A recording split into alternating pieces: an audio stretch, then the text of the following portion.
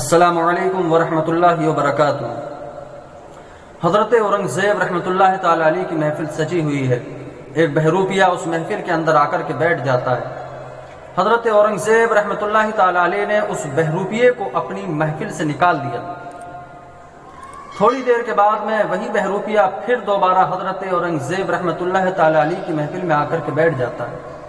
حضرت اورنگزیب نے اس بہروپیے کو پہچان لیا اور پھر نام لے کر کے اس کو کھڑا کیا اور ارشاد فرمایا کہ اے بہروپیے، جس مرتبہ اورنگزیب کی آنکھیں تجھے پہچاننے سے دھوکہ کھا جائیں تو اس مرتبہ جتنا بڑا انعام تو مجھ سے چاہے لے لینا، میں تجھے انعام دے دوں گا۔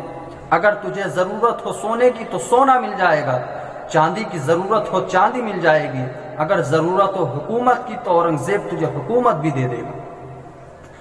اب وہ بہروپیہ مجمع سے نکل جاتا ہے اور کچھ دنوں کے لیے اس بستی سے غائب ہو جاتا ہے۔ بستی سے غائب ہو گیا۔ اس نے اپنے چہرے پر داڑھی کو سجایا، اپنے بالوں کو لمبا کیا، نیچا جبہ پہنا اور سر پر امامہ باندھ کر کے پہاڑی کی ایک کوہ میں جا کر کے بیٹھ جاتا ہے۔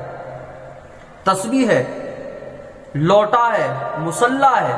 اب مصلی وہاں پر بچھا ہوا ہے، وہاں پر مصلی بچھا کر وہ اللہ کی عبادت کر رہا ہے۔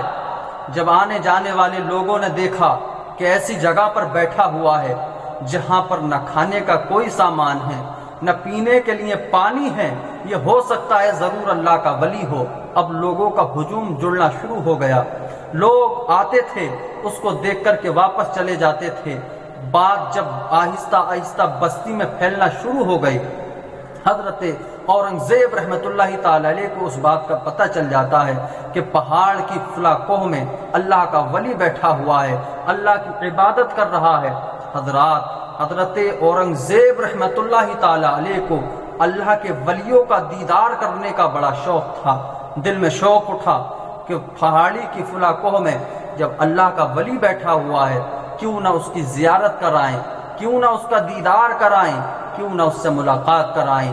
اپنے خادموں کو حکم دیا کہ سواری کو تیار کر لو، ہم فلاں دن ایک اللہ کے ولی کی زیارت کرنے جائیں گے، فلاں دن اللہ کے ولی کا دیدار کریں گے۔ حضرات، ان کے خادموں نے سامانی سفر باندھا، اپنی سواریوں کو تیار کیا۔ حضرت اورنگزیب رحمۃ اللہ تعالی علیہ سواری پر سوار ہو کر اس کا دیدار کرنے کے لیے جا رہے ہیں۔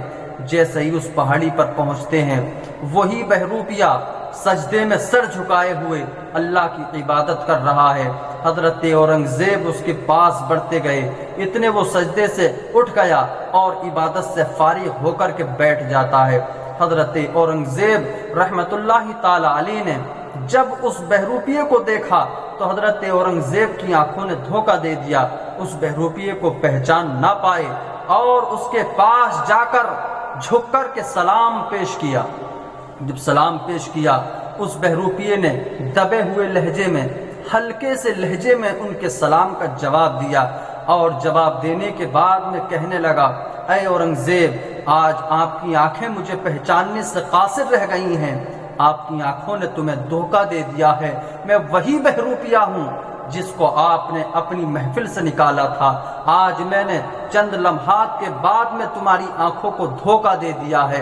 حضرت اورنگزیب رحمۃ اللہ تعالی علیہ نے ارشاد فرمایا کہ اے بہروپیے، جو میں نے وعدہ کیا تھا اس وعدے کو ضرور پورا کروں گا، کیونکہ وعدہ کرنے والا ایک سچا اور پکا مسلمان ہے۔ جب سچا اور پکا مسلمان کسی سے وعدہ کرتا ہے تو اس وعدے کو نبھانے کے لیے اپنی جان تک دینے کے لیے تیار ہوتا ہے۔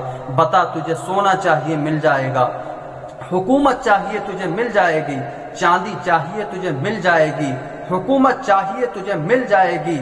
اس بہروپیے نے اپنے ذہن کو دوڑانا شروع کر دیا اور سوچنے پر مجبور ہو گیا کہ جب میں نے جھوٹے طریقے سے اللہ رب العزت کی عبادت کی ہے تو بادشاہ وقت میرے قدموں میں جھک کر سلام کر رہا ہے۔ اگر میں اسی عبادت کو سچے دل سے خلوص نیت کے ساتھ اللہ رب العزت کی عبادت کرتا تو بادشاہ وقت نہیں بلکہ مخلوق خدا میرے قدموں میں جھکتی ہوئی نظر آتی، اور اس بہروپیے نے دنیا والوں کو پیغام دے دیا کہ غیر کو اخلاق سے اپنا بنانا سیکھ لو، رنج و غم کے سائے میں بھی مسکرانا سیکھ لو، دیکھنا دنیا جھکے گی سب تمہارے سامنے، تم خدا کے سامنے سر کو جھکانا سیکھ لو، تم خدا کے سامنے سر کو جھکانا سیکھ لو۔ السلام علیکم ورحمۃ اللہ وبرکاتہ۔